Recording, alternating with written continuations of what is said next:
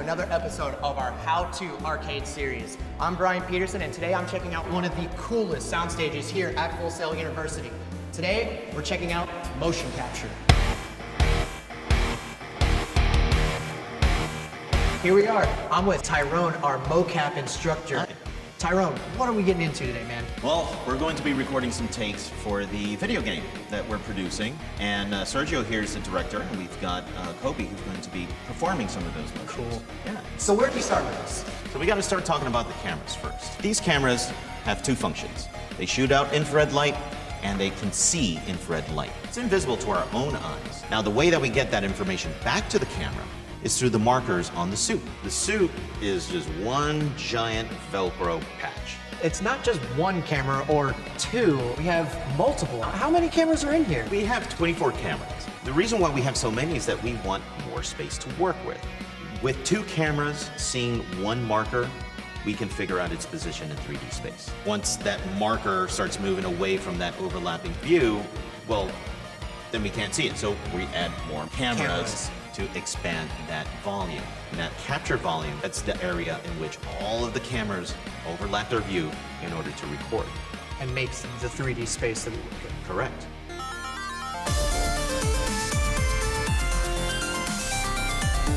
So Tyrone, we learned a little bit about the suits, the markers, and all of the cameras that are in the room, but what do we got to do before we get into the building here? Well, absolutely. We have to figure out what are we going to record in the first place. Right. And determine the actions that you're going to record. So once you've figured out what you're going to record, put it down on a list. That way you come in prepared and you know exactly what you're going to get your performers to act out. How do we go about casting our performers?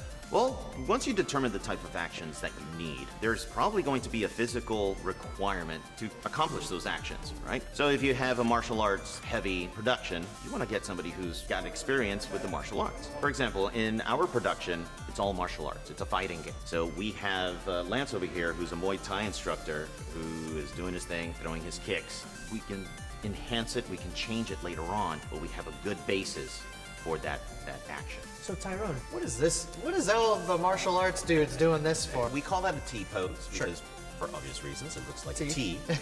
I also refer to it as a template pose because it's very easy for the cameras to see the markers on the performer. And it's a way to visually see that's where we're starting and that's where we're stopping. And we also ensure when the tech is looking at the recording on the computer, they can verify whether or not there's a problem with the markers while they're being recorded. How many actual markers are on there? Well, our marker set, the configuration of the markers on the performer, we call it a marker set. And that marker set contains 49 markers. The reason why we have that number is that each body part, from bending point to bending point, needs to have at least 3 markers. Think of it as a triangle. So a joint, a one in the middle, and then the other joint. Correct. Sure.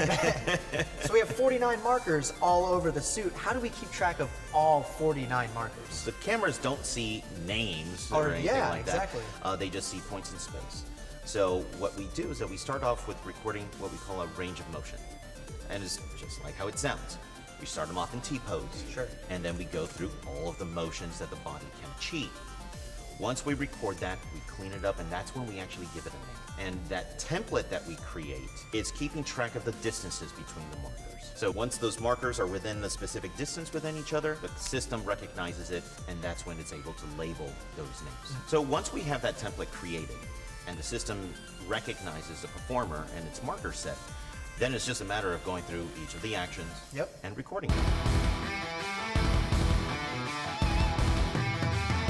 So all of this recording that we've done in the capture volume is really just to capture the XYZ position of each of those points, right?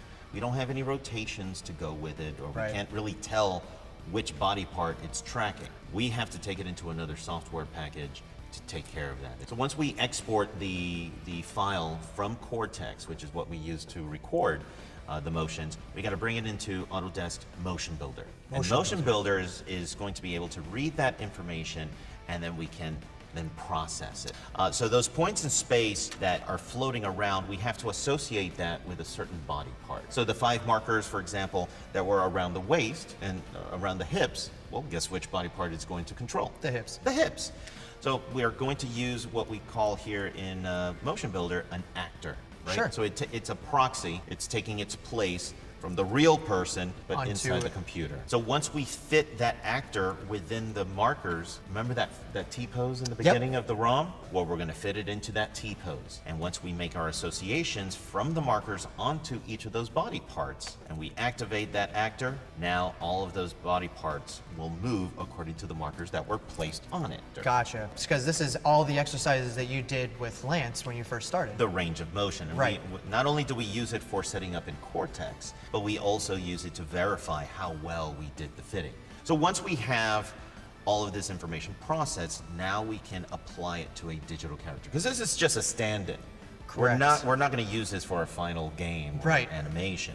If we tell this character, this bound character with a skeleton, well, we can then tell that character to follow that stand-in. And once we have that going, now it's a matter of baking it out, getting those keyframes, those actual rotations and positions recorded onto the skeleton. We can then send it to the animator. They can enhance the animation. If there are any Right. problems, they Sure. can correct it, but then they make it fit to what they want for the video game. Gotcha. Motion capture is just a really good first step. You certainly want the animator to get in there, manipulate it to Right. what the production is asking. Because you're just giving a realistic life movement to these 3D models. It's a nice collaboration between what was recorded and what the animator can do with that information. Right.